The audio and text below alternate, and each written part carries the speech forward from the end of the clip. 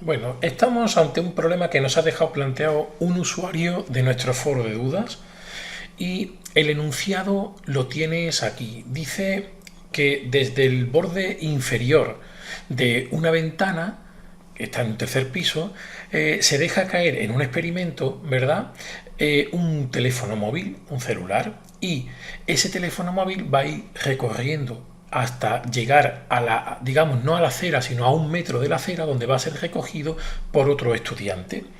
Nos dicen que hay como ventanas que están separadas por 2,4 metros y que la última ventana está situada a 1,2 metros de la acera.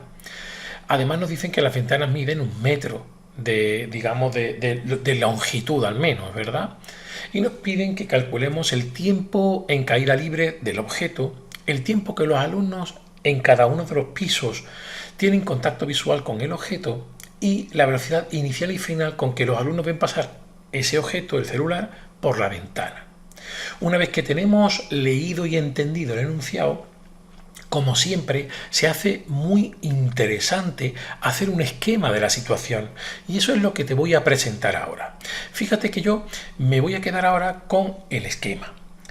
De manera que yo he representado, como ves aquí, la acera, ¿verdad? Y he representado lo que serían las tres ventanas. Yo he tomado como en cuenta lo que serían, como ves aquí, la ventana que he llamado 3, 2, 1. ¿Cuál es la distancia? 2,4 metros que hay entre cada una de esas ventanas. Yo te lo voy a marcar aquí, estos 2,4 metros. También he sumado desde, digamos, la acera hacia arriba, cuál sería la altura inicial del objeto que se va a dejar caer, que son 8 metros. ¿Eso por qué? Pues porque basta con ir sumando estas distancias, es decir, 1,2, el metro que mide esta ventana serían 2,2, al sumarle 2,4, ¿verdad? Estaríamos ya en que serían, hemos dicho, pues 4,6, el metro 5,6 y por último el 2,4 te darían los 8 metros. Y la posición final es 1 metro de la referencia que es la acera. Así que yo me he puesto un esquemita para poder entender y colocar todos los datos del enunciado. Una vez que tengo ese esquema, voy a empezar a calcular lo que me piden. Y el primer cálculo que puedo hacer, y lo puedo hacer sin problema alguno, va a ser cuánto es el tiempo en caída libre de este objeto. Esto está en el apartado A y es por el que vamos a empezar a resolver el problema. ¿Por qué digo esto? Pues porque fíjate que yo conozco la posición inicial y la final. Además sé que hay una aceleración, es un movimiento acelerado. Esa aceleración es la de la gravedad. Y hay un dato todavía aún más importante, está en caída libre. ¿Eso qué quiere decir? Bueno, pues si yo tengo en cuenta lo que sería la ecuación para la posición, tendríamos que la posición final del objeto tiene que ser igual a la posición inicial y ahora muy importante. Fíjate que yo voy a considerar, hemos dicho, la referencia en la acera. Mi referencia está aquí. Y hacia arriba, ¿verdad? Estoy considerando la altura. Es decir, yo voy a considerar que desde abajo hasta el piso donde se tira el celular, ¿verdad? Es una distancia positiva. Eso quiere decir que tanto la velocidad que apunta hacia abajo como en este caso la aceleración de la gravedad que apunta hacia abajo, las voy a tener que considerar negativas. Así que en mi ecuación me quedaría que sería la posición final es igual a la inicial menos la velocidad inicial por el tiempo de caída, menos la aceleración partido por 2, que sería la de la gravedad, por el tiempo de caída al cuadrado. Pero al ser una caída libre hemos dicho que la velocidad inicial es 0. Y esto me va a simplificar muchísimo el cálculo. Tan solo tengo, por lo tanto, que hacer lo siguiente, despejar este tiempo que hemos puesto aquí de caída. ¿Y cómo nos va a quedar despejado? Pues lo único que vamos a hacer es, vamos a pasar este h sub 0 al primer miembro y además el 2 lo vamos a pasar multiplicando. Nos va a quedar una cosa tal que así. Cuando hagas ese despeje, te va a quedar lo que sería la raíz cuadrada de, vamos a verlo aquí, serían menos 2 por, en nuestro caso, la diferencia que sería la altura o la posición final menos la inicial y aquí abajo dividido por g.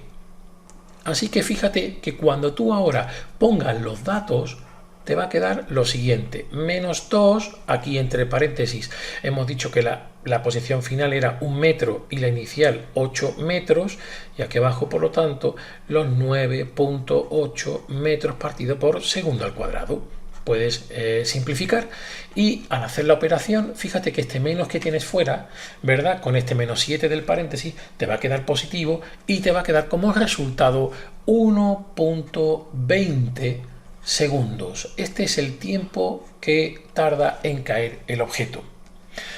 Nos vamos a ir ahora al apartado, cuidado, al apartado C. Nos piden que calculemos cuánto sería la velocidad al inicio y al final de cada una de las ventanas. Claro, en nuestro caso tiene que ser de la ventana 2 y de la ventana 1. Así que yo me voy a marcar aquí ahora el apartado C. Y una vez que tengamos esto, podremos calcular los tiempos que los estudiantes están viendo el objeto. Vamos a hacer lo siguiente. Yo voy a llamar V y digamos V2 a la velocidad que van a ver los estudiantes que están en la ventana que he llamado la ventana 2, y voy a llamarlo por un lado lo que sería la velocidad 2 al inicio, y también llamaré la velocidad 2 al final.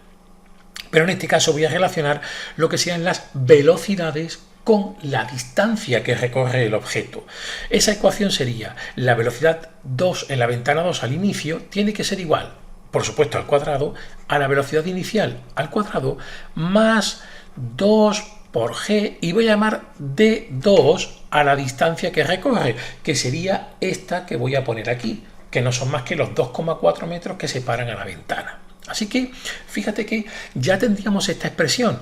Ahora lo he puesto positivo porque ahora sí me estoy centrando en las velocidades y en la gravedad. Puedo tomar ahora como positivo el sentido hacia abajo.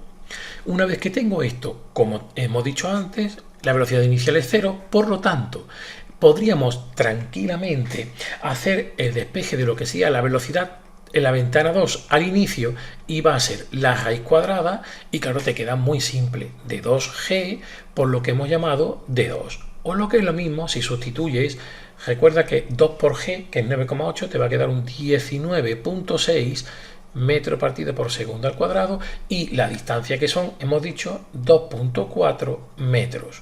Cuando hagas la operación vas a obtener como resultado, vamos a ponerlo aquí, 6.86 metros partido por segundo. Así que ya tienes la velocidad al inicio de la ventana 2 aquí. Vamos a hacerlo para el final de la ventana 2. Fíjate que el cálculo es análogo. Ahora sería la ventana 2, pero al final, y voy a poner directamente ya lo que serían los números. 19.6 metros partido por segundo al cuadrado por, y cuidado, ahora en la posición del final de la ventana ha recorrido solamente 1 metro más, por lo tanto tendríamos que serían 3.4 metros, y cuando haces la operación lo que vas a obtener como dato sería 8.16 metros partido por segundo. Fíjate que en este caso ya tienes la velocidad al final de la ventana 2, es decir, ahí. Esta parte es muy repetitiva y lo puedes hacer exactamente igual para la ventana 1. Ahora sí, teniendo en cuenta que tiene que bajar, como ves aquí, otros 2.4 metros. Así que si lo hacemos, vamos a poner ahora el cálculo para la ventana 1 al inicio sería... Ponemos directamente ya lo que serían los datos, ¿verdad? 19.6 metros partido por segundo al cuadrado por, y la distancia ahora en la ventana 1 al inicio son 5.8 metros. Lo tienes al sumar, ¿verdad? Las distancias que estamos diciendo. Y el resultado que vas a obtener sería ni más ni menos que 10.7 metros partido por segundo. De la misma forma, puedes hacer el cálculo para lo que sería la velocidad 1 al final, y te recuerdo que la diferencia con el cálculo anterior no va a ser más que sumarle 1 metro, el de la ventana que está, digamos, pasando, y serían 6.8 metros. Resultado que vas a obtener, por lo tanto, 11.5 metros partido por segundo. Ya tienes el apartado C completo.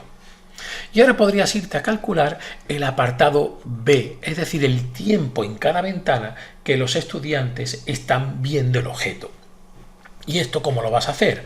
Pues ahora tienes que usar la ecuación que relaciona cómo varía la velocidad con el tiempo. Es decir, la ecuación, por ejemplo, si lo hacemos para la ventana 2, sería la siguiente. La velocidad en la ventana 2 al final tiene que ser igual a la velocidad que tenía al inicio más g, y vamos a llamarle el tiempo 2 porque nos estamos refiriendo a la ventana 2.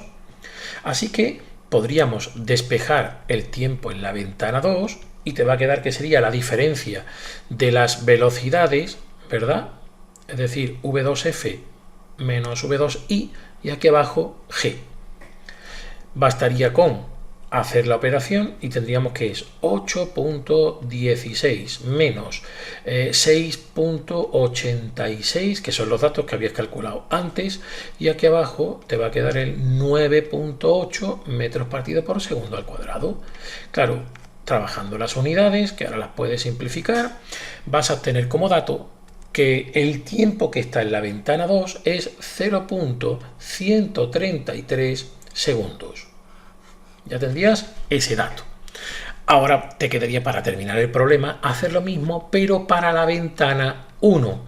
Claro, en este caso la diferencia de velocidades sería 11.5, que es la velocidad final en la ventana 1, menos 10.7 dijimos, que es la velocidad inicial en la ventana 1, y aquí abajo nuevamente 9.8 metros partido por segundo al cuadrado, ni más ni menos que, como antes, hacemos esta simplificación y el resultado que vas a obtener sería 0.082 segundos.